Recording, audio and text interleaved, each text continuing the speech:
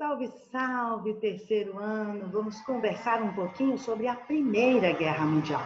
No vídeo anterior, nós falamos sobre os antecedentes da guerra. E hoje nós vamos conhecer um pouquinho como ocorreu esse conflito e quais foram os seus resultados. Então, vem comigo para essa viagem.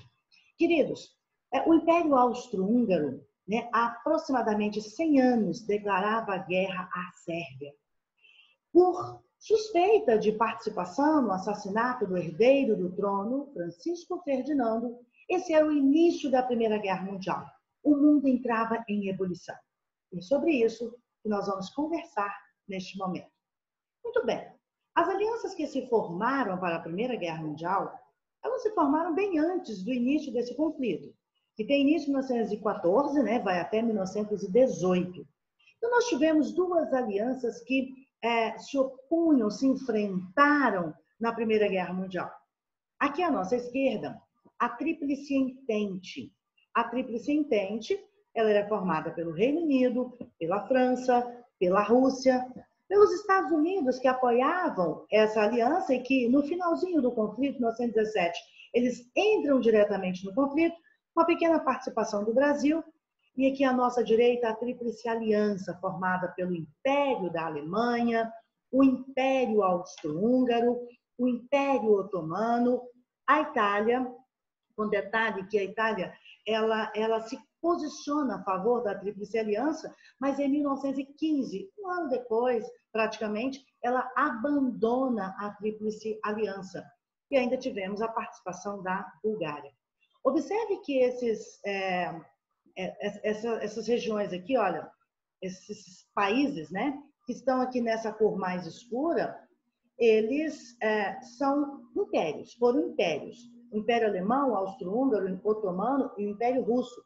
E aí, exatamente, foram os impérios que caíram com o fim da guerra, desapareceram com o fim da guerra. Uma guerra que deixou milhões de mortos, milhões de feridos e milhões de desaparecidos. Meus queridos, então, os nervos já estão à flor da pele, Não tem diplomacia, não tem mais conversa. O que falta, então, para iniciar o conflito? Faltava um estopim. E esse estopim, ele aconteceu 28 de junho de 1914, durante a visita do arquiduque Francisco Ferdinando. Francisco Ferdinando, ele era herdeiro do trono austro-húngaro. Vocês viram anteriormente que a Áustria e a Hungria formavam um império e que se posicionavam na Tríplice Aliança ao lado da Alemanha. Francisco Ferdinando era herdeiro desse trono. E ele, então, decide fazer uma visita à capital da Bósnia. Francisco Ferdinando, herdeiro do trono austro-húngaro, que tinha sede em Viena, capital da Áustria, e eles tinham pretensões de demonstrar força nessa visita na capital da Bósnia. Só que essa visita, ela foi, então, entendida como uma provocação. Porque nós tínhamos, tanto na Bósnia, quanto na Sérvia, nós tínhamos grupos nacionalistas. E esses grupos, eles entenderam que era uma provocação do Império na região. Porque, na realidade, o interesse da Sérvia, por exemplo, era formar a Grande Sérvia, era ter domínio sobre a região. E agora, a Áustria, Hungria, como grande império, está demonstrando força na região. Bom, então era uma provocação. O que aconteceu? Que um dos membros de uma organização conhecida como Mão Negra, um jovem de 19 anos, ele então, armado com revólver, ele assassinou Francisco Ferdinando e a sua esposa Sofia. Claro que nós tivemos aí outras pessoas que foram os mentores desse assassinato, mas o que importa aqui é que, na realidade, o Império Austro-Húngaro tentava demonstrar força na Bósnia e esse grupo nacionalista, não aceitando essa provocação, assassina, então, o herdeiro do trono austro-húngaro. com pretensões políticas, né, que ficaram muito claras depois pelos historiadores. Queridos, e agora o assassinato do herdeiro do trono austro-húngaro trouxe repercussão em toda a Europa e, de certa forma, mundial. Por quê? Porque instaurou uma crise política gravíssima que ficou conhecida como crise de julho. Sem nenhuma solução diplomática, não tinha mais conversa. Então, a consequência final foram declarações de guerra em cadeia. Então, 29 de julho, a Áustria, ela declara, então, guerra à Sérvia. Porque, então, ela acusa, né, esse movimento nacionalista de ser o responsável pelo assassinato do seu herdeiro. Então, ela declara guerra à Sérvia. A Alemanha, o que vai acontecer é que a Sérvia ela tem o apoio da Rússia. A Rússia, meus queridos, ela apoia a Sérvia porque ela também tinha interesses na região. E a Sérvia era o caminho para que a Rússia, então, resolvesse as suas questões e tivesse a sua chegada garantida, por exemplo, até o Mediterrâneo. Então, a Rússia, ela entra em apoio à Sérvia. Queridos, o que vai acontecer é que a Áustria, então, ela declara guerra à Sérvia, né? E os alemães, vendo que a Rússia estava apoiando a Sérvia, declara guerra à Rússia. E depois a Alemanha também declara guerra à França. Veja que em 1º de agosto ela declarou guerra à Rússia e em 3 ela declara guerra à França. E agora a França faz parte da Tríplice Entente ao lado da Inglaterra. Então, a Inglaterra, o Reino Unido, não tem saída e declara guerra à Alemanha. Pronto. Então, nós temos aí o início da Primeira Guerra Mundial. Os países envolvidos na guerra, como nós já citamos, né, são os países que formaram as alianças, os países principais. Alemanha, Áustria-Hungria, Império Otomano, Itália, e do outro lado, Rússia, Grã-Bretanha e a França. Esses países foram os principais. Mas a Primeira Guerra Mundial não se resumiu apenas ao envolvimento dos países citados acima, né? Diversas outras nações envolveram-se no conflito. Do lado da Entente, nós tivemos, por exemplo, aqui, olha, a Grécia. A Grécia, ela apoia a Entente, né? Nós tivemos também, mais tarde, a entrada direta dos Estados Unidos. O Canadá também declarou apoio à Entente. O Japão também entrou no conflito. E do lado da Tríplice Aliança, nós tivemos a participação, por exemplo, da Bulgária e de outros povos e estados,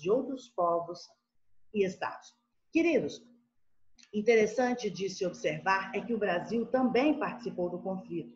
De que maneira? Enviando para os campos de batalha enfermeiros, medicamentos, para ajudar os países da Tríplice Entente, certo? Muito bem. Como ocorreu a Primeira Guerra Mundial? Os combates, em sua maioria, aconteceram no continente europeu. E aconteceram em 2 frentes, meus queridos. Nós tivemos a frente ocidental e a frente oriental. Além também de batalhas que ocorreram no Oriente Médio, nas regiões que estavam sob o domínio do Império Otomano.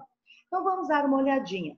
Olha, aqui as alianças, como nós já colocamos para vocês, o Império Russo, né, aliado aqui à Grã-Bretanha e à França, e os 3 superimpérios aqui, alemão, Império Austro-Húngaro, a Itália, que a princípio também entra no conflito, apoia a Tríplice Aliança, depois ela sai, né, deixa o seu apoio à Tríplice Aliança, mas a princípio ela está aqui. E aqui, meus queridos, as frentes de batalha. Então, nós temos aqui o Império Alemão, que na frente ocidental, ele se coloca contra os franceses e os britânicos. E na frente oriental, nós tivemos a luta contra os sérvios e contra o Império Russo. Meus queridos, a Primeira Guerra Mundial ela pode ser dividida em 2 fases. A primeira fase, ela vai de agosto a novembro de 1914 e ficou conhecida como Guerra de Movimento. Por que guerra de movimento? Eram movimentos de forças militares pelo território de conflito e a tentativa da Alemanha de dominar Paris, que era a capital da França. Então, movimento. A segunda fase, não. A segunda fase foi uma guerra mais parada, né? Conhecida como Guerra de Trincheiras, que ocorreu durante quase todo o conflito, de 1915 até 1918. O que eram as trincheiras? Como você pode observar aqui na imagem, aqui é a imagem de uma trincheira. As trincheiras eram corredores subterrâneos construídos para abrigar os soldados e separar os exércitos que lutavam entre si. Então, tinha a trincheira do lado da Entente, outra trincheira do lado da Aliança. Avançar, né, uma de encontro à outra significava muitas mortes, porque o campo entre uma trincheira e outra, que às vezes poderiam estar bem próximas, era todo minado, né? Além da dificuldade, né, pelas armas. Então, atravessar era complicado, chegar a outra trincheira era complicado. Muitas mortes, muitas pessoas se perdiam. Mas se isso acontecesse, quando um exército chegava, né, na outra trincheira, obviamente outra trincheira seria aberta, porque essa foi uma característica da Primeira Guerra Mundial, né? Então, como eu coloquei para vocês, olha, muitas vezes a distância entre uma trincheira e outra era mínima, porém a fome, as doenças se tornaram inimigas, enfraqueciam os exércitos. O espaço entre as trincheiras era conhecido como terra de ninguém e era preenchido com sacos de areia, arames farpados e tudo que fosse necessário para garantir a proteção das tropas e para informar que tropas inimigas se aproximavam. Durante a Guerra de Trincheiras, foram utilizadas pela primeira vez armas químicas. Nos combates, também houve utilização de novas tecnologias bélicas, como, por exemplo, tanques, como, por exemplo, navios, aviões de guerra, né? Enquanto os homens lutavam nas trincheiras, né, as mulheres elas trabalhavam nas indústrias bélicas, né, como empregadas, certo? Muito bem, meus queridos. E aí nós chegamos ao fim do conflito, vamos ver como ficou a Europa, os resultados desse conflito na Europa e no mundo. Em 1917, os russos, fragilizados por tantas derrotas e por uma crise econômica duríssima, eles se retiraram da guerra, né? E em 1917, a Rússia estava fazendo uma revolução dentro do seu território. E era uma revolução socialista. Inclusive, essa revolução russa, ela consolidou o socialismo no país. Então, não justificava mesmo um país, né, estar fazendo uma revolução socialista e participar de uma guerra capitalista. Então, a Rússia sai do conflito em 1917. E quando a Rússia sai do conflito, vocês vão observar que nós tínhamos Inglaterra, França e Rússia. Quando a Rússia sai do conflito, nós temos um desequilíbrio de forças. E era muito interessante que a Tríplice Entente ganhasse esse conflito. Muito interessante para quem? Para os Estados Unidos, que já estavam financiando esse conflito. Então, o que acontece? Os Estados Unidos eles entram diretamente no conflito e entram ao lado da Tríplice Entente.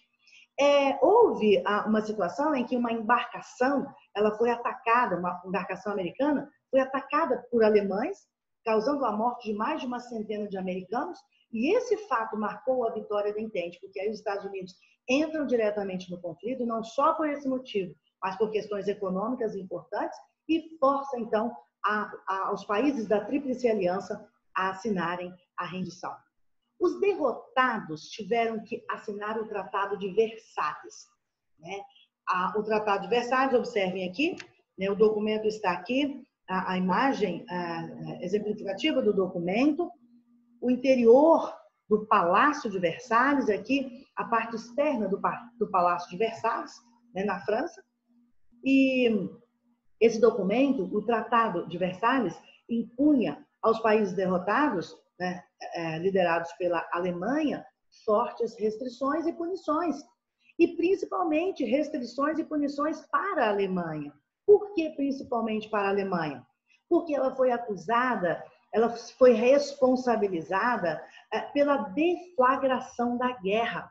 Vocês estão lembrados do início da nossa conversa, que eu disse que quando houve o assassinato do Francisco Ferdinando na Bósnia, e a Sérvia ela foi, então, acusada desse assassinato, a Alemanha, então, ela declara guerra à Sérvia.